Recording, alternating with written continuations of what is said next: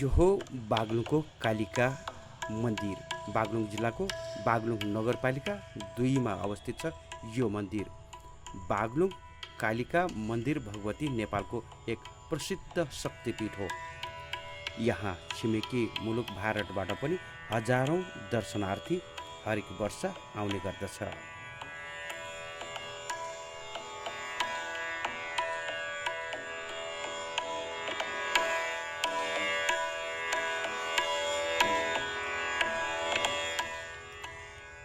हिन्दू धर्ममा कालिका भगवतीको महत्त्वपूर्ण स्थान रहँदै आएको छ।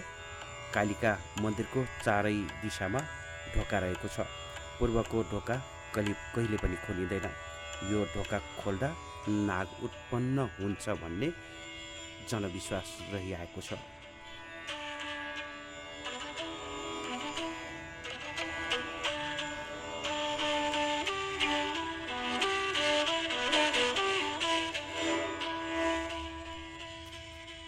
कालिका भगवती मन्दिरको पूजा, सञ्चालन, संरक्षण, रेखदेख र अन्य आवश्यक व्यवस्था गर्न कालिका भगवती गुठी सञ्चालक समितिको व्यवस्था गरिएको छ।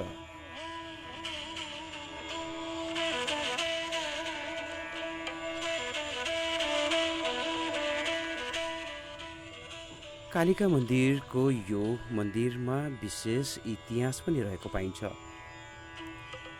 पर्वतका राजा प्रतापी नारायण मल्लले विक्रम सम्वत 1590 मा राजारण भएको थियो। उनको विवाह 1591 मा पाल्पाका राजा मणि मुकुन्द सेनकी छोरीसँग विवाह भयो।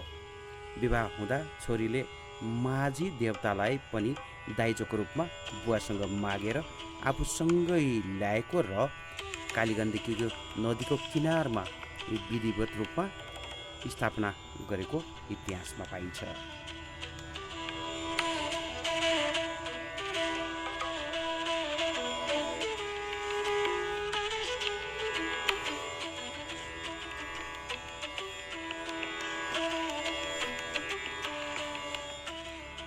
बागलुङ कालिका भगवती मन्दिर माघ र साउन महिना बाहेक वर्षैभरि दर्शनार्थीहरूको बाक्लो चहल पहल हुने गर्दछ। माघ र साउन महिनामा मन्दिरमा बलि नचढ्ने हुनाले यी महिनामा दर्शनार्थीहरूको भिड भने केही कम हुने गर्दछन्। स्थानीयहरूको यो भनाइरहेको छ।